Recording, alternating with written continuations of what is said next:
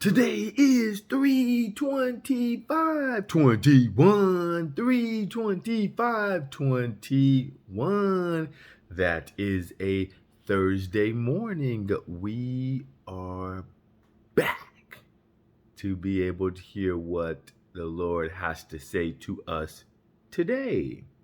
Thank you guys for coming back once again. And I will say, once you listen to the video, if you like the video, hit the like button. It's supposed to do some good stuff for us. So I'm going to definitely ask you, if you guys like what is being said, hit the like button. The more you hit it, it's supposed to push us up, and then that content will get in front of more people. So if you believe in what is said here, please hit the like button so that way this message can get in front of more people. But we'll continue to trust the Lord for him to do what he is going to do. All right, let's get ready to get into the lesson today. You can make it through Jesus by speaking life over your life. You can make it by speaking life over your life. All right, so let's talk a little bit about the Lord today. The title today, has he not earned his respect? Has he not earned his respect? And I would say to you, what do you want? What do you want from God? If God gave you everything that you wanted or you thought you wanted, would you respect him then? Would you give him the respect that he's earned if he gives you whatever you wanted? Let's look and see if God likes giving us what we want. Let's look and see if God likes giving us what we want. Let's start off in 2 Samuel. Let's start off in 2 Samuel 12. 2 Samuel 12, 7 and 8. 2 Samuel 12, 7 and 8. Has he not earned his respect? All right.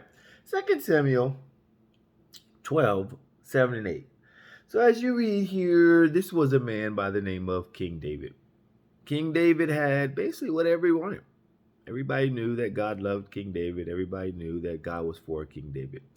But there was this one woman that she was married to Uriah, and David saw her, but he wanted her because he was King David, and I should get whatever I want, right?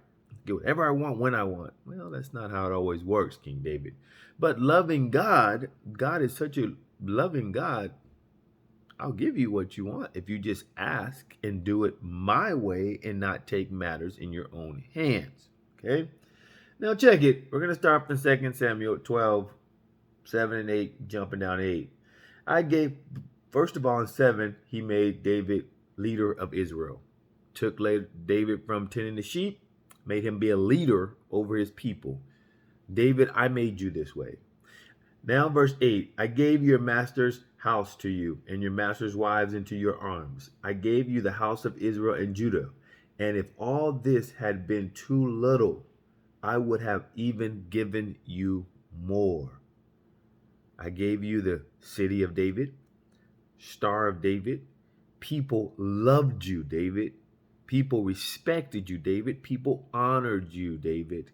I gave you all that. And if all that was not enough, David, you could have asked me for whatever you wanted. I would have given it to you.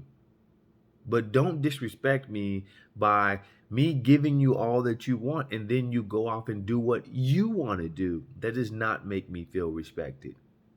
But I feel if God gives us all our heart desires, shouldn't he get his respect from us? And it's not because he's given it to us. It's the simple fact is he is a God of his word. I can't speak for no one else but myself. I respect a being that makes a claim and then backs it up. God has always made claims and always backed every single one of them up. David, with all I gave you, if that wasn't enough, why didn't you just come and talk to me, the one that gave you all this?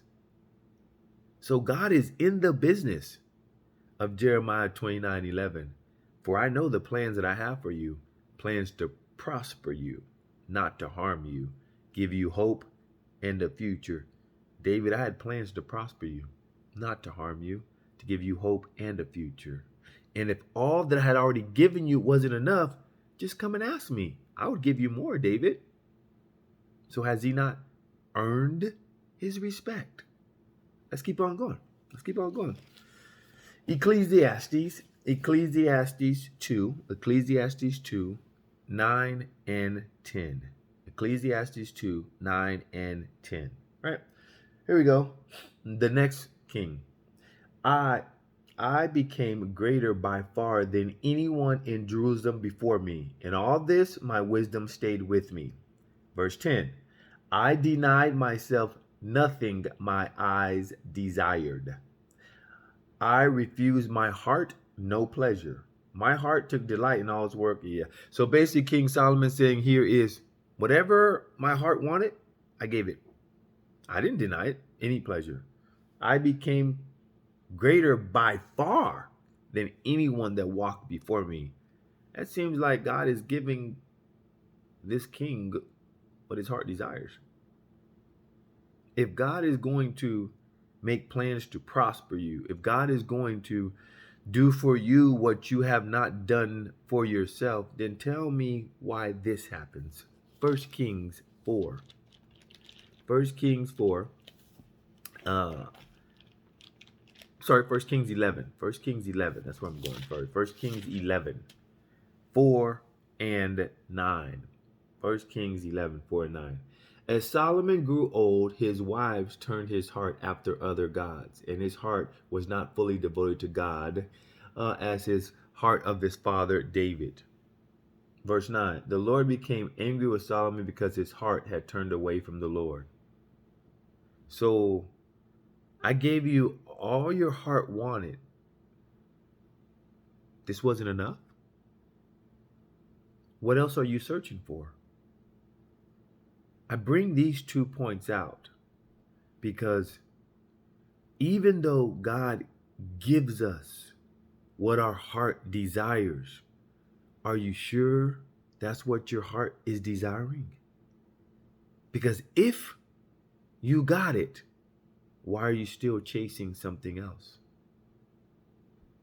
He gave David, if this wasn't enough, I would have given you more. Why didn't you ask me? Why did you have to go chase something else?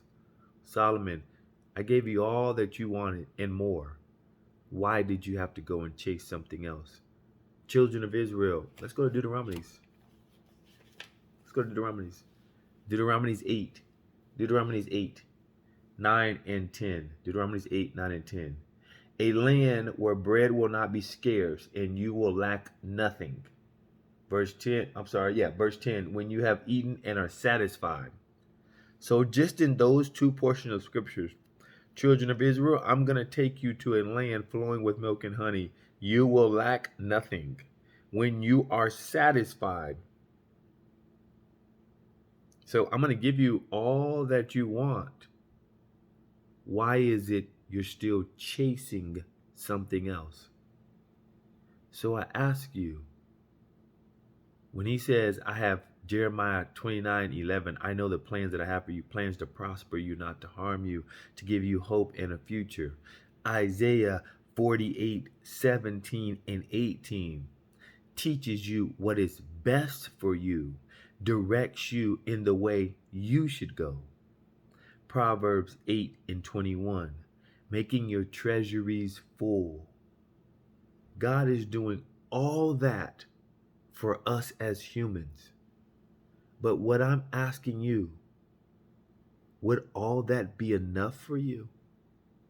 If God gave you everything your heart desired, would he earn your respect then? Or are you chasing something that you don't even know you're chasing? But as of right now, let me help you to understand what you are chasing.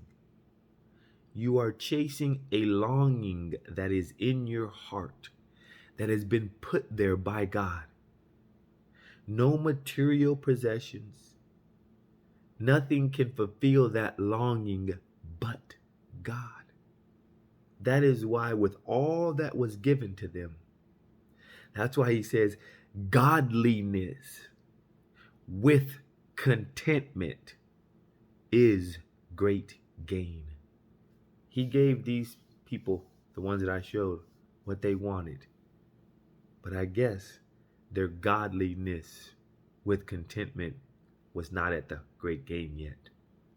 Because if it was all this that he gave them, I believe that could have been enough. But even if it wasn't, any one of these humans could have went and talked to God and said, God, I thank you for everything you've given me, but I'm still looking for something else. And you will learn very quickly, true wealth is built through him. All these other toys, all these other things that tickle our flesh, that's all they are. They're gifts from God to be used as such. But never forget the one that gives it to you. Has he not earned his respect? He has not just asked you to give it. He has earned it, even though he shouldn't have to ask for it. It should just be freely given. And that is what we want to work on. We should not have to make him or want him to do things for us to respect him. We should just respect him because of what he's already done. If he does nothing else for you, look at all that he has done for you. He deserves our respect just by what he's done in your life up until this point. And trust me, he's not done yet. If you're still living, if you still have breath in your body, if you can hear this message, he's not done yet. What if he has so much more for you? If you would just freely give him what is due him. Freely respect your king. Talk to your king. Listen to your king. Learn about your king. Lord, we thank you. You are such a great king. We bow before you. We thank you that our heart is filled with love for you. We thank you that we desire you above everything else. We thank you that you are the light of our life. You are the joy of our heart. You are everything to us. Thank you for changing our heart. Thank you for changing our will. Thank you for changing our mind. Thank you for changing our desires to fit what is best for you. And any human that handles your word, allow them to freely give themselves over to you so that you can speak through them. This day, Lord, we thank you for everything that you do. We love you. You are amazing.